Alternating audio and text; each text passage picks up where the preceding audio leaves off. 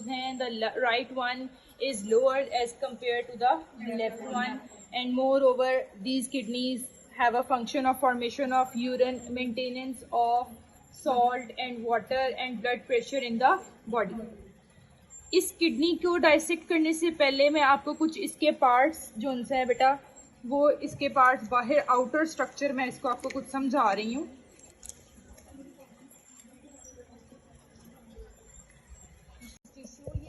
होता है जो किडनी के ऊपर मौजूद होता है. This is the reason, this portion, इस पोर्शन से यहाँ से यूरिटर बाहर की तरफ मूव करता है जो कि जो यूरिन फॉर्म हुआ होता है विद इन द किडनी उसको कलेक्ट करके कलेक्टिंग डक्ट के थ्रू हमारे यूरिनरी ब्लैडर में और यूरिथ्रा के through out of the body ले जाता है.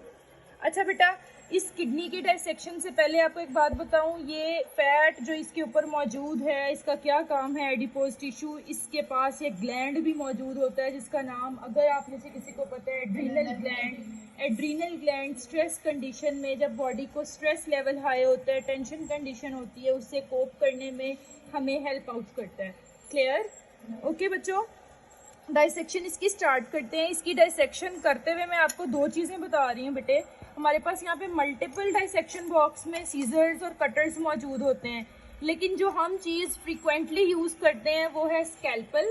स्कैल्पल का यूज़ करेंगे और इसके साथ हम पॉइंट कटर का यूज़ कर सकते हैं. पॉइंट कटर अगर आप यूज़ कर लें, क्योंकि हम लोगों ने चीज़ों को पॉइंट करके आपको बताना है, ठीक है. और बीइंग अ बायोलॉजी स्टूडेंट कभी भी फिंगर से टच करके आप नहीं बताओगे, ठीक है. इसीलिए मैंने ये पॉइंट कटर यूज़ किए. सीजर्स आप अपने पास रखो, और कुछ सीजर्स ऐसी होती हैं जो डाइसेक्शन की होती हैं, कुछ सीजर्स ऐसी होती हैं जो सिर्फ होल्डिंग सीजर्स होती हैं. आप नाउ स्टार्ट करते हैं हम लोग इसकी इंसिजन.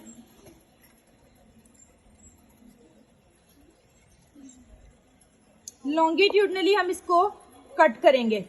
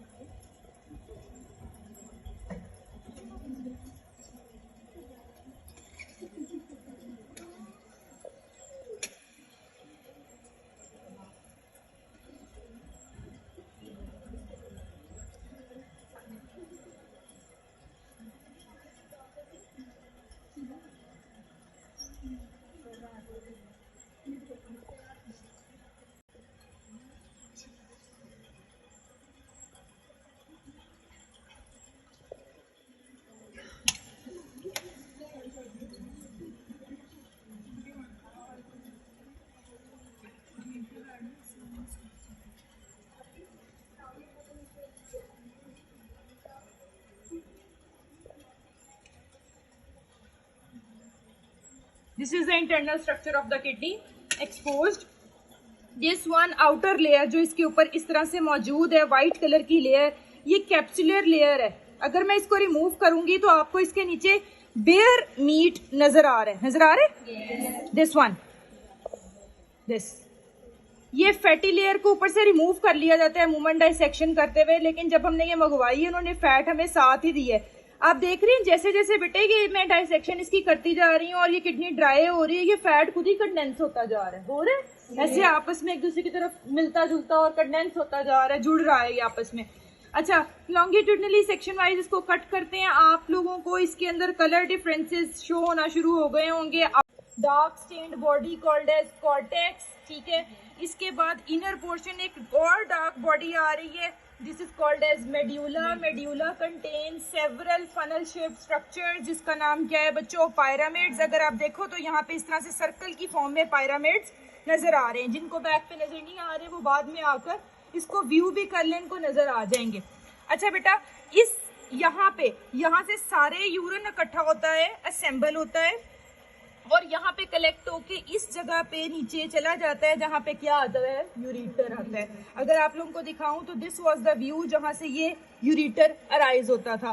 तो किडनी की डाइसेक्शन करते हुए हम लोगों ने ये बात देखनी कि ये बॉर्डर पे यहाँ पे एक्सटेंसिव ट्यूबुलर स्ट्रक्चर्स होते हैं that are called as the functional unit of kidney, जिसका नाम हमने पढ़ा था नेफ्रॉन। ये नेफ्रॉन यहाँ से एक्सटेंसिवली इस यूरिन, यहाँ पे बेटे जब आप यूरिन की फॉर्मेशन पढ़ेंगे तो आप उसके स्टेप्स पढ़ेंगे कि कैसे बनती है। तो पहला स्टेप होता है ग्लोमेरुलर फिल्ट्रेशन।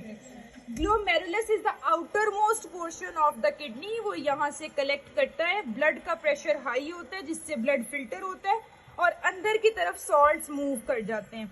अब रीएब्जॉर्ब्ड हुए जितने पार्टिकल्स हैं वो यहाँ से मूव करके इधर जितने ट्यूब्यूल्स हैं वो जितना यूरिन बनाएंगे वो यूरेटर के through out of the body move कर जाएगा। ये बताते हुए आप लोगों को एक चीज़ दिखा रही हूँ कि ये outer portion Cornell shaped structure आपको वाज़ेह तौर पे नजर आ रहा है, रीनल पायरामिड।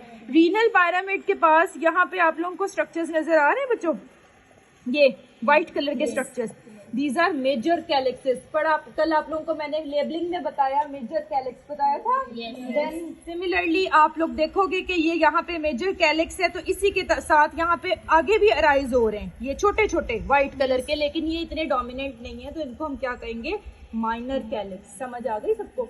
अच्छा, मेजर और माइनर कैलिक्स के बाद अगर हम किडनी को डाइसेक्ट कंप्लीटली कर रहे हैं, इसके बाद आपको एक और पोर्शन और बात आपको साथ बच्चों समझाती जाऊं।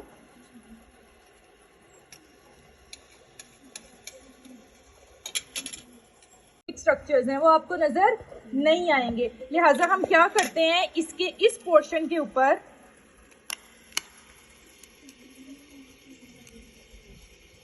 इस पोर्शन के ऊपर हम लोग यहाँ पे हाइड्रोजन पेरोक्साइड डालते हैं।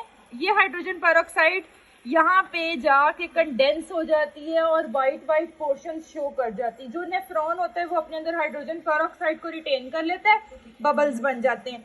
वो बबल अराइज होते हैं, उनको जब हम क्लियर आउट करते हैं तो वो बबल्स यहाँ पे जिस जिस जगह पे एक्यूमुलेट होते हैं हमें नजर आ जाता है कि वो क्या है, नेफ्रॉन है।